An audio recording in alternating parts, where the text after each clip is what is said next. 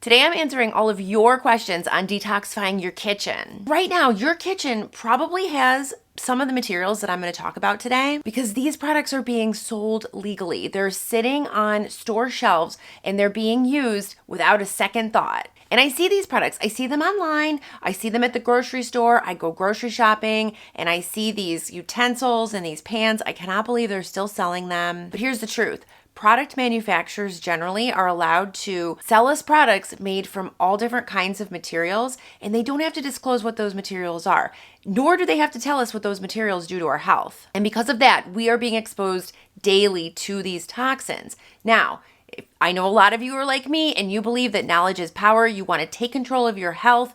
No one else is looking out for you, right? We're looking out for ourselves. You're looking out for yourself. I'm looking out for myself. And eliminating some of these toxins from the places where we eat and drink, like our kitchen, is a big step and going to go a long way towards helping us. I asked for your top questions. I have about 16 of them to answer right now. I'm going to roll through some of them really quickly, but I'm actually really excited for this video because I did a lot of research to bring you the best answers and give you the best information. Okay, so the first question, and I got this question a lot, so that's why I'm putting this first, is parchment paper bad? And actually, I have a few props to share. But this first one is a question. I get this question on every video all the time. Seems to be a hot topic. You all are wondering if it's safe to use parchment paper. I shared in a previous video that parchment paper, more often than not, is coated. You will see, it says on your parchment paper, if you just take a look at it, non-stick. If you're like me, you're thinking, oh, this is just paper, it's fine. And I'm gonna link this article that I found below, but Mamavation, they're a website I refer to frequently because they do a lot of product testing. They tested 5 of the top brands of parchment paper out there, and they tested them for forever chemicals. You've heard me talk about those before. Those are the chemicals that they come into our bodies and they stick around forever because they're really hard to get rid of. They're really dangerous. They're endocrine disruptors. They're known to cause cancer, all kinds of terrible things. Anyway, they tested these 5 top brands.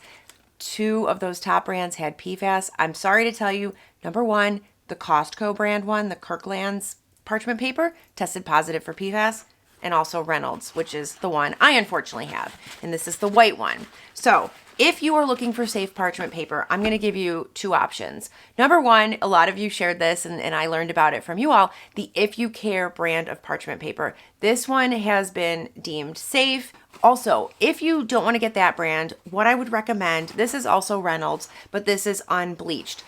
But again, it says non-stick, but if you're going to go for parchment paper, at least get the unbleached one. You will know that it's unbleached because it will look like this color rather than the pure white. The other thing you can do for an alternative to parchment paper is get yourself something like this. This is silicone.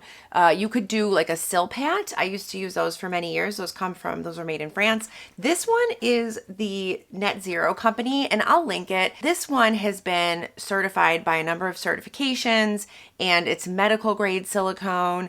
I've been using this one. I know a couple of you have also bought it and you said you liked it, so I'm happy to hear that. What I would say, you could use this in place of the parchment paper if you need something non-stick like this, and I just try not to use it any higher than 350 degrees Fahrenheit. If you're in other countries, that's 180 degrees Celsius. I didn't get this on Amazon. I got it directly from another company. It's hard to get good quality silicone on Amazon, but I'll talk a bit about that in a second in another question here. The next question. Most of us can't afford to just toss everything toxic away and replace it all at once. Where should we start? What's the most important? Okay, so what I would do if this is you, I would start with things that come into direct contact with your food. That's going to be your cookware, and it's going to be your food storage containers and anything that heats up, really. So I would prioritize cookware. If you are cooking a lot at home like I do, you want to make sure that you are cooking on safe pots and pans and things that do not contain non-stick coating. They don't contain the forever chemicals. They don't contain Teflon. If you have pans that are non-stick and they are scratched, definitely get rid of them. Do not even think about using those. With everything that you cook in them, you are being exposed to a crazy amount of chemicals. You do not want to do that. Don't even donate them, unfortunately. You don't want to make this someone else's problem. You just need to get rid of them. And I'm going to talk a bit more about cookware in a in another question that's coming up. But let me also tell you about food storage. So I would recommend getting rid of all of your plastic food storage. I only recommend glass. Now, yes, this does have a plastic top. Some of them come with wood. This is the glass lock. I can link this one because I love this kind. It's a little heavier, right? Because it is glass, but it's not crazy. And this is great because it's oven safe. If you use a microwave, it's microwave safe. If you're using plastic, just don't put it in the microwave. You never ever want to heat up plastic. I see so many people still putting plastic in the microwave. I even see people putting food and they'll put saran wrap or like cling film on top of it and heat it up in the microwave. That's the fastest way to get exposed to a ton of chemicals in a short amount of time. That is going to leach right into your food, so don't ever do that. Back to these storage containers. You want to get something that's glass. If glass is a bit too heavy for you, think about stainless steel. I have some stainless steel mixing bowls and they came with tops, so I like to store food in those. If you get rid of the plastic, you don't have to throw it away. You can store things in it like non-edible things. I actually put all of my extra makeup into it and I have it in my bathroom. Anything that's non-food, I think you could store in there. You could also potentially store dried food in there, like rice or something like that. I think that would be perfectly safe. But if you're storing pastas and soups and stews and things that you've cooked, like leftovers, just get the glass. And listen, you don't have to replace everything at once. You can replace things as they wear down. So don't feel like you must run out and get all new everything. Just kind of be smart about it and do it as you can. If you enjoy content like this, don't forget to click that subscribe button down below. It's free. Now here's the next question. This is on cookware. Finding safe cookware options is challenging. Nickel and chromium are often found in stainless steel, pots, and pans. Any thoughts on less expensive, clean alternatives? Yes. Okay, so a lot of you inquire about nickel-free stainless steel. And, that is a bit more difficult to find, but you can find it. I recommend if you don't have a nickel allergy, I think the 1810 stainless steel, perfectly fine. I will link some of that and some of the nickel-free options that I found. I do think that, I want to be careful of price. You want to get quality, but you don't want to pay a ton, right? So I'm trying to find things that are high quality, but not too expensive. But I also want you to think about the fact that when you buy something like this, it's going to last you forever. I've shared this before. I have this stainless steel pan, okay? This is over 20 years old, and this is going to outlast me. And I think it was maybe, I'm not even sure how much it was back in the day. Maybe it was $50 or something like that. This comes from All Clad, but it's an investment and it's going to last. These are things that when you buy them, you're not going to replace them. A lot of the nonstick cookware that they're selling right now, they only guarantee it for a few years. They expect you to use it for 5-6 years and then replace it. No one wants to do that. I'm going to buy this once and that is the end of it. Now I will say about cast iron, because I am going to link some affordable options for cast iron. It is heavy. And I was thrifting with my mom last week. I was in Florida with her and we went thrifting and I found the Lodge cast iron pan. She's looking for a pan, so we were thrifting. And I have to say, it was a lot heavier than I expected. I picked it up and I was pretty surprised. But you could view it as maybe some forced exercise, arm weights, lifting of weights. I've also heard really good things about pure ceramic. This would be the uncoated ceramic. I think there's a brand called Extrema that a lot of people like, but again, not the non-stick ceramic that they sell. I'm talking about the uncoated ones. Everything I'm talking about is uncoated. You don't want anything that has a coating on it at all. I've taken a hard stance on this. I think that we have really tried to value easy cleanup more than we have our health, and it's not worth it to me. Okay, moving on to the next question. I'm curious about silicone utensils. They seem to wear better than the hard plastic ones and don't chip or peel. Are they non-toxic? So I did a whole video on silicone because I too was wondering about this and I wanted to make sure I was recommending good silicone. So this is from Pyrex. This is silicone. I shared before, when you pinch your silicone, you don't want to see any white streaks because that means that the silicone likely has fillers in it. Now, the most important thing when it comes to silicone, I think silicone is generally safe, okay? I know there are times when we need it. For example, this rubber scraper, we need the scraping action. Maybe you still use non-stick and you don't want sharp utensils. I get that. So I'm going to say that it's generally safe with some caveats. It needs to be food grade silicone, preferably medical grade. That is considered safe, and it's so much more stable than plastic. What I do though, I try not to heat this up. I don't put this in anything hot. I don't heat my silicone above that 350 Fahrenheit, 180 Celsius mark. I will also put these certifications up, but I would look for products that are labeled LFGB certified. That's a European safety standard, and FDA approved as well. But the thing is, you don't want to get that cheap silicone that has the fillers in it. You just want to be careful. That breaks down over time. It's low quality. You don't know what's in it. And to my point before, you do need to be careful on Amazon. I was going to say this. I've bought silicone there, and I know you guys have too, and it was labeled as food grade. It's hard to be sure if those claims are true, unfortunately. Just one more thing about utensils. I have to say this again. I know we're talking about silicone in this question, but I do want to share. If you are using this black plastic stuff, I'm not using this. I've saved this as a prop. This is OXO. This has PFAS in it. You will go on their website. They fully disclose that it has PFAS in it.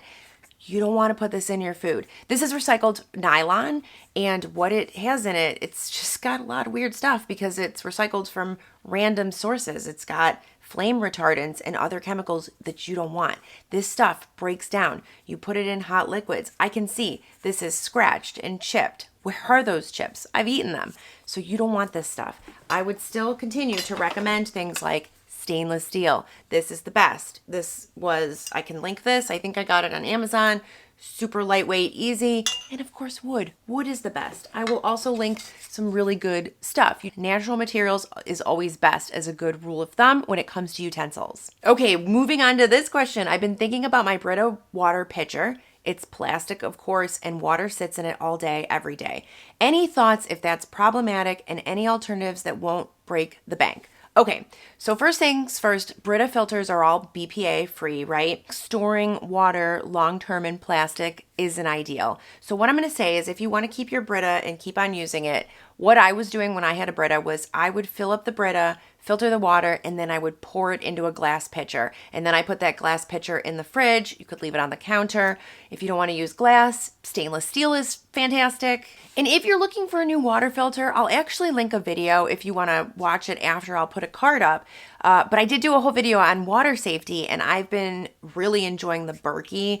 I will say it is a bit more expensive up front, but I decided it was worth it because the filters don't need to be replaced for 8 years. So actually over those 8 years, it ends up being cheaper. I like that because it filters out the microplastics, but Brita filters out about 60% of microplastics. So generally that's a good option.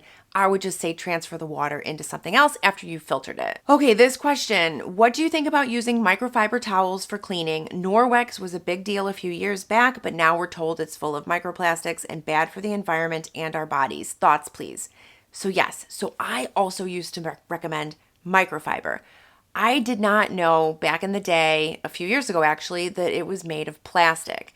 It feels like a fabric, but what they do is they take plastic and they weave it into this fabric-like microplastic towel. And I recommended it because it really does have fantastic cleaning properties. But because it's plastic, it is shedding microplastics when you use it, and even more so when you put it in the washing machine. One cool thing that I found, because if you love them and you want to use them, I found this a few years ago, and I'll put it up. It's called a Guppy Friend bag, and these are bags. You can put your microfiber cloths into them and then safely put them into your washing machine and dryer, and it doesn't shed anything. It will catch all of those microplastics. They also have this really cool, I was thinking about getting it. Let me know if anyone has this. It's like a washing machine filter that catches microplastics, because even our clothing has microplastics in it. If you have polyester, for example, that's plastic. I would say if you can, really try to opt for cotton cleaning cloths, or Swedish dish cloths are a great option. That would be my recommendation over the microfiber. I got this question emailed into me. Thank you so much, because I was also wondering this. So they asked if these Melita coffee filters had plastic in them, because I shared that coffee filters generally contain plastic. And even if they're not made of plastic, a lot of times they will use plastic glue. So I was concerned because I looked on here and I couldn't find anything on it that said 100% paper. So I did reach out to them. I sent them an email. They got back to me. They were great. I'm going to put up their response, but they basically said to me, Melita filter paper does not contain any plastic/microplastics. Our paper is chlorine free, cleansed using an oxygen cleansed process, and there are no epichlorohydrins. All our filters meet the needed governmental and FDA requirements for food safety and are biodegradable, made with wood pulp. That's what they said to me. And the fact that they're biodegradable lets me know that it doesn't contain plastic. I've had a lot of you comment that you have compost piles and you've put your coffee and coffee filters in there, and then the coffee filters stick around for years. That's a clue. That's plastic. Dishes. So I have heard that if our dishes don't say that they're lead free, then they contain lead. Can that be true? I have Pottery Barn made in Japan and Williams Sonoma made in Portugal, and neither say lead free. Okay, so the FDA started regulating lead in our dishes in the 70s, 1971, and then they made the regulations a bit stronger after 1992. So you can really rest assured that if your dishes are 1992 or older, that they most likely don't have lead in them. I will say if they come from places outside of the US or Europe, it's hard to know for sure. The FDA, funny enough, does not require that dishes be 100% lead free. Instead, they limit the amount of leachable lead to 3 micrograms per millimeter of leaching solution. So all that to say that at the time of manufacture, the FDA requires that there's no lead leaching out, okay? However, if it has lead and it gets chipped, then the lead may be leaching, and that's the problem. All of this testing is done at the time of manufacture. About the label, so this is my Fiesta ware, that I love this. It says lead-free on the bottom. A lot of manufacturers know that us consumers are savvy and that we don't want to be buying lead dishes. So they've started saying lead-free, which is great. So we can know that this does not have lead leaching out. Some of them will say lead safe. I would caution you, if it says lead safe, I would not use that, because all that simply means is that there is lead leaching. It's just below the amount that the FDA has deemed acceptable. If it doesn't say lead free, that's okay. It doesn't mean that it has lead. But if you are worried, and if your dishes are older, vintage dishes in particular, do some lead testing. I lead tested my entire kitchen. I did not find lead in anything except for my Corningware dishes that were definitely made before the 70s. So they're pretty old. Older than I am, at least. I'll link the lead testing kit that I used. I thought it was pretty good, and it gave me a good idea. I also tested some of my mom's dishes, and we found some lead there too, which was surprising. Okay, moving along. I don't want this video to be too long, but it's about cutting boards. I've been looking into the best kind of cutting boards. One says plastic is bad, wood is bad. Metal might be good, but it could chip your knives. A glass cutting board over time gets chipped. What in the world do you do? Help. I hear your pain. Hands down, the absolute best material you can use for a cutting board is wood. This is what I think. It is safe. If you take care of it, it will last forever. There is some great wood out there like maple, walnut, acacia. I think that's how you say it. These are self-healing. So if you are actually cutting and you get little nicks in your board, it will kind of close up and seal. Wood is also antimicrobial. The problem with plastic can trap bacteria. And I know you can put it in the dishwasher, but you know what? Every time you use it, you're cutting and getting plastic into your food. This is happening. You do not want to do this. Glass and metal are good, but I do worry about dulling my knives, and I worry about the glass chipping. So to me, I say wood all the way. And that kind of gets me to this next question here. They say that when you get lots of knife cuts in your wood cutting board, eventually meat juices can get into the cuts and not be cleaned properly. It can get germs into your other foods. I still use my wooden cutting board, and I clean it very good after each use. You are doing it right.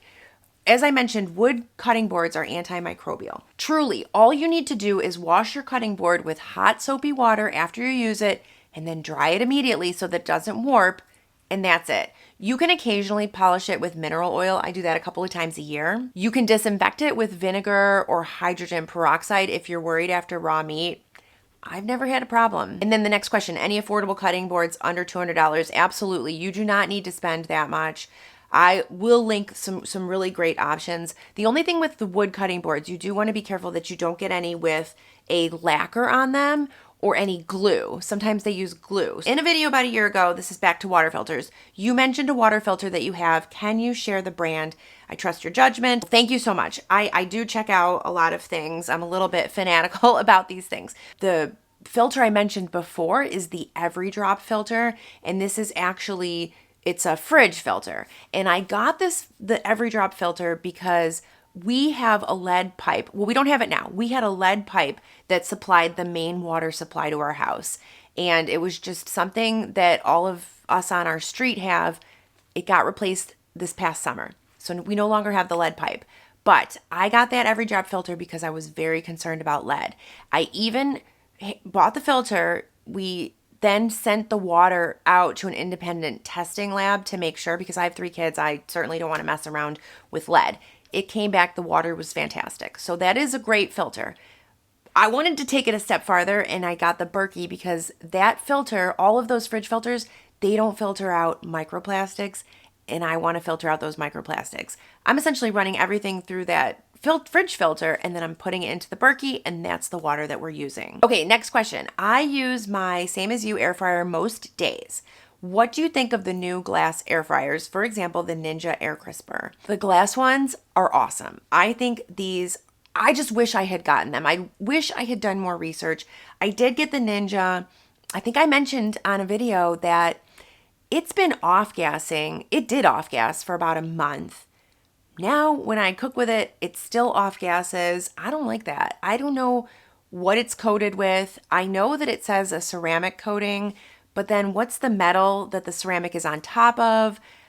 I just get very worried about it. But the glass ones are amazing. I wish I had gotten one of those, to be honest with you. The only downside is they can be a bit heavier and they take longer to heat up, but you know what? Who cares, right? So if you use your air fryer daily, that could be a good option. Okay, sorry, this video is taking longer. We're almost there though. I'm currently trying to find some salt and pepper grinders that have metal gears and components instead of plastic ones. I recently noticed that most are made out of plastic. Yep, totally. I did find some metal grinders that are well reviewed. They're durable. I'm going to link them. Okay, next one. Which sites are best for finding safer personal and household products? So I will link the ones that I like below. I particularly like Environmental Working Group. I think that that's good for ingredient safety, and you want to know what's in your cleaning products or in your personal care products. There's also the Yucca app. This is one that you all told me about, and I love it. I've been using it. You can use it on food. You can use it on personal care and makeup products. It's fantastic. Next, okay, what about crock pots, blenders, and instant pots? Okay, let me just address each one. So crock pots or slow cookers, generally these have a ceramic insert, so that's great. Sometimes older models could have lead in the glaze, and I have an older one. Fortunately, mine is okay. I think mine's probably from the 80s. But if you're not sure, just again, you can test it with the lead testing swab. I would say though, stay away from any crock pot that is non-stick. You just want the ceramic, the pure ceramic insert. Blenders. So many blenders are made of plastic. I can't stand it.